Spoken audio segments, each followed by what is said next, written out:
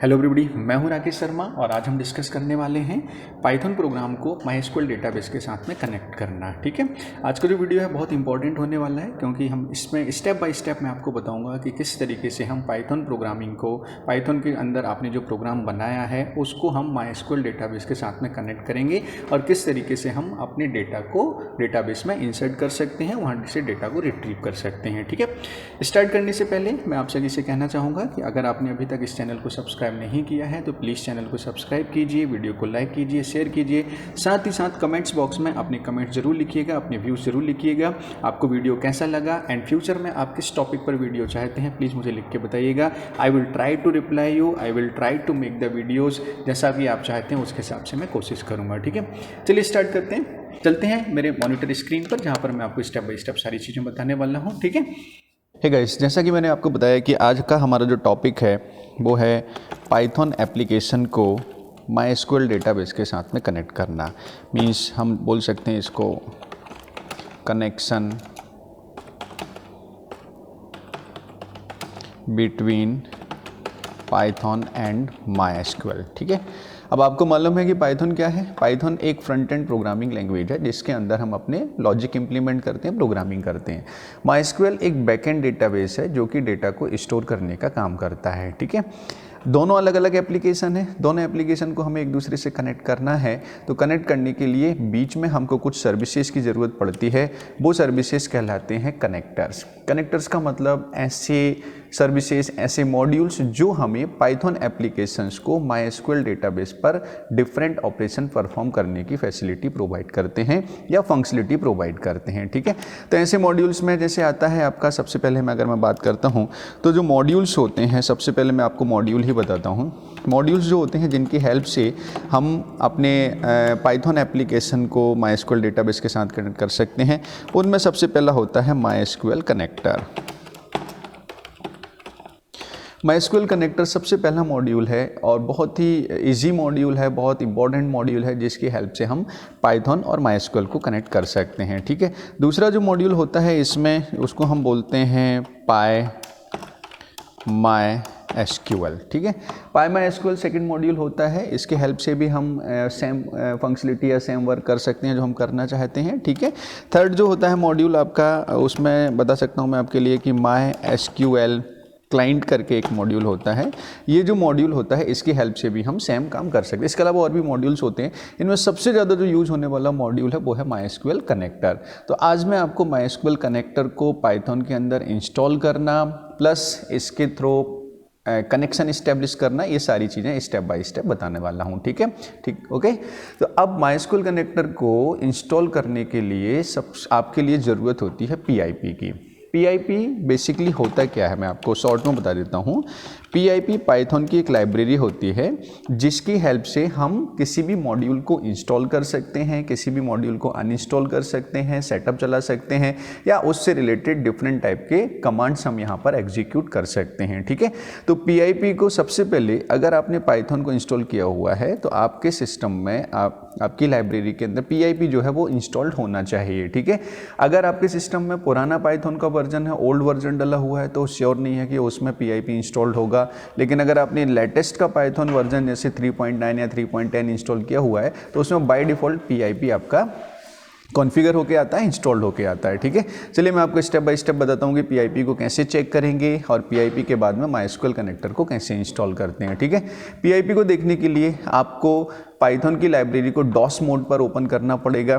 ठीक है, DOS mode पर जाने के लिए आप यहाँ पे CMD लिखिए और CMD लिखने के बाद में अगर आपने अपनी पाइथन के लिए इन्वायरमेंट वेरिएबल सेट किया हुआ है तो आप जो कमांड्स मैं आपको बताने वाला हूँ वो कमांड्स आप डायरेक्टली कमांड प्रॉम्प्ट्स पर यहाँ पर रन कर सकते हैं। ठीक है, अगर आपने, मैं फिर से रिपीट कर रहा हूँ, अगर आपने इन्वायरमेंट वेरिएबल सेट किया हुआ है तो आप यहाँ पर अपने कमांड्स को एग्जीक्यूट कर सकते हैं। ठीक है, अगर इन्वायरमेंट वेरिएबल सेट नहीं किया है तो आपको क्या करना है, बेसिक स्टेप्स मैं आपको बता देता हूँ। आप यहाँ पर जाइए, पाइथन आइडियली ओपन कीजिए, इसमें ओपन फाइल लोकेशन पर आपको जाना है और इसके बाद में यहाँ पर अगेन राइट क्लिक करना है, फिर आपको ओपन फाइल लोकेशन पर क्लिक करना है।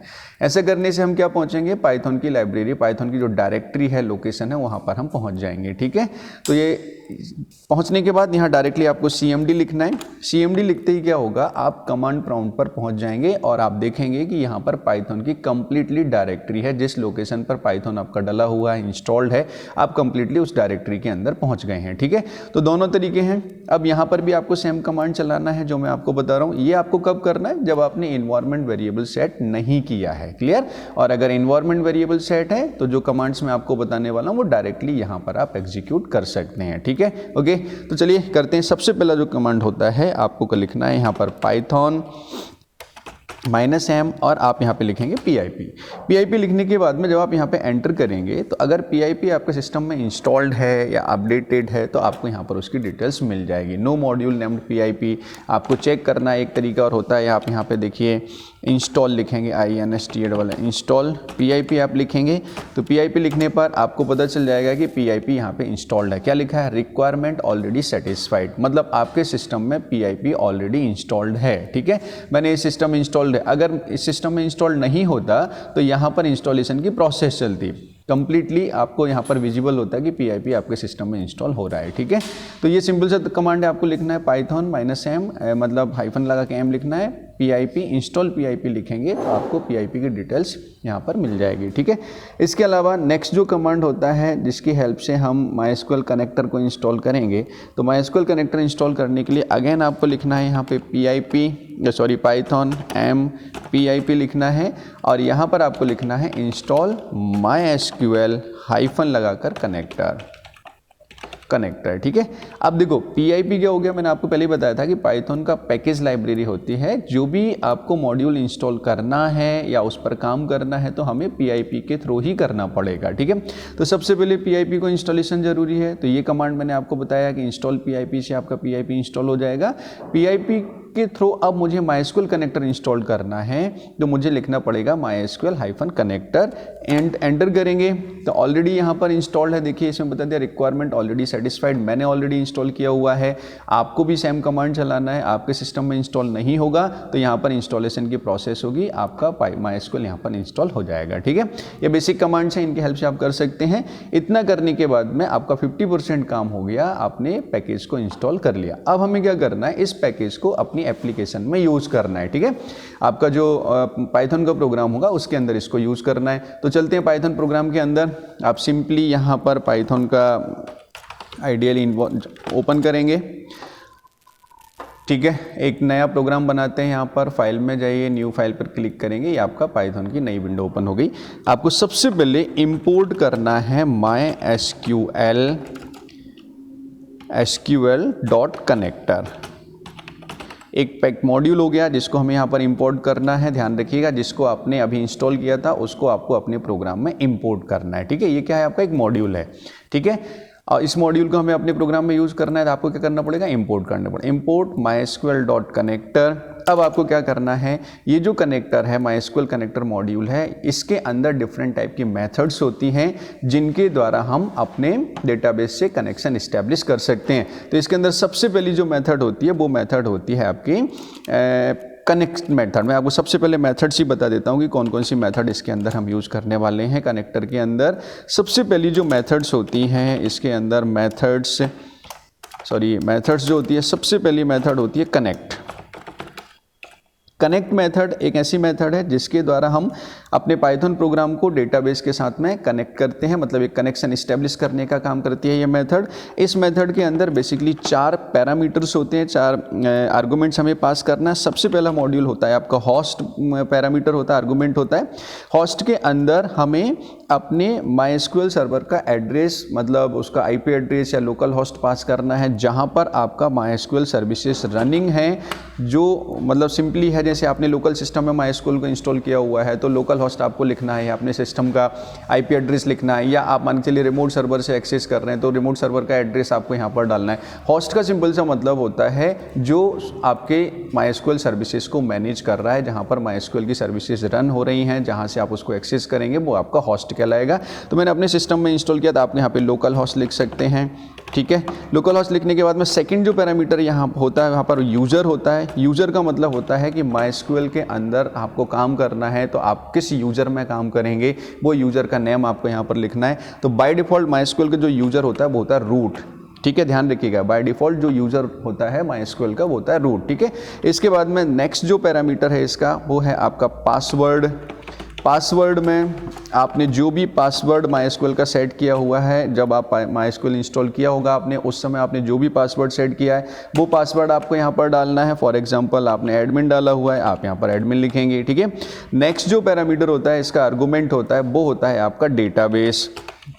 डेटाबेस का सिंपल सा मतलब हुआ कि हम किस डेटाबेस पर काम करना चाहते हैं। अगर आपने MySQL डेटाबेस, MySQL के अंदर ऑलरेडी कोई डेटाबेस बना के रखा हुआ है और आप उसी डेटाबेस को पाइथन एप्लीकेशन में यूज़ करना चाहते हैं, तो आप यहाँ पर अपने डेटाबेस का नाम लिखेंगे, जो भी आपका डेटाबेस है, ठीक है। ये जो फोर्थ नंबर का जो पैरामीटर आर्गुमेंट है यहाँ पर डेटाबेस, ये ऑप्शनल होता है। अगर आपने डेटाबेस ऑलरेडी बना रखा है तो इसका नाम देना है, अगर आपने डेटाबेस ऑलरेडी नहीं बना के रखा हुआ है तो आपके लिए ये नेम देना ज़रूरी नहीं है, आप इसको यहाँ से अवॉइड कर सकते हैं। मैं आपको सारी चीज़ें बताने वाला हूँ कि अगर आपका डेटाबेस नहीं है तो किस तरीके से हम पाइथन के अंदर से MySQL में डेटाबेस क्रिएट कर सकते हैं, किस तरीके से टेबल्स क्रिएट कर सकते हैं, everything we are going to discuss here, ठीक है। तो ये 4 पैरामीटर्स होते हैं इसके कनेक्ट मेथड के, जो आपको यहाँ पर बताया। सेकंड नंबर की जो मेथड होती है यहाँ पर, वो मेथड होती है आपकी एक कर्सर जो मेथड होती है, इसका काम होता है कर्सर ऑब्जेक्ट क्रिएट करना। और कर्सर एक ऐसी मेथड है जो आपको किसी भी क्वेरी को एग्जीक्यूट करने की परमिशन देता है, ठीक है। कर्सर मेथड जो होती है वो आपको एक कर्सर टाइप का ऑब्जेक्ट क्रिएट करके देती है, जिसका काम होता है किसी भी मेथड को, किसी भी क्वेरी को एग्जीक्यूट करना, ठीक है। नेक्स्ट जो कमांड मेथड मैं आपको बताने वाला हूँ वो मेथड है आपकी execute method.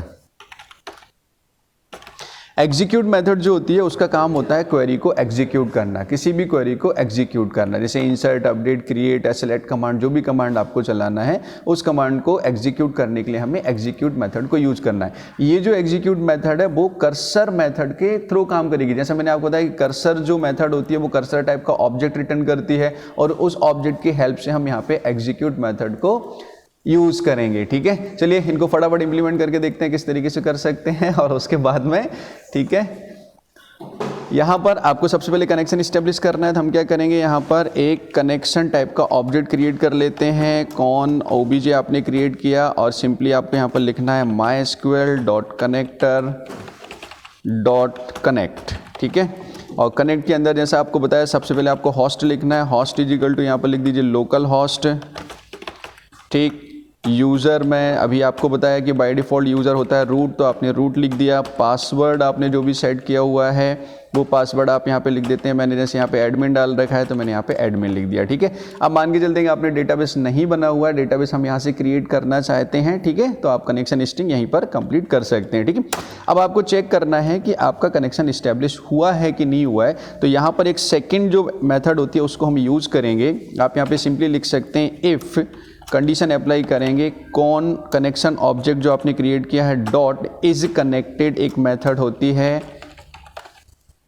Is connected method, ये ट्रू और फॉल्स रिटर्न करेगी। अगर आपका सक्सेसफुली कनेक्शन इस्टेब्लिश हुआ है तो आपको ट्रू रिटर्न होगा, अगर नहीं हुआ है तो फॉल्स रिटर्न होगा, ठीक है। तो हमने यहाँ पे सिंपली कंडीशन अप्लाई कर दी कि अगर इस ऑब्जेक्ट के लिए कनेक्शन इस्टेब्लिश हुआ है तो हमें यहाँ पर प्रिंट करना है वेलकम। तो simply you can write here print, और प्रिंट में आप यहाँ पर जो भी मैसेज प्रिंट करना चाहते हैं आप यहाँ पर लिख सकते हैं वेलकम, ठीक है। और अगर कनेक्शन इस्टेब्लिश नहीं हुआ है तो एल्स में आप अपना नेक्स्ट मैसेज प्रिंट कर सकते हैं। आपने यहाँ पे लिख दिया सॉरी, ठीक है।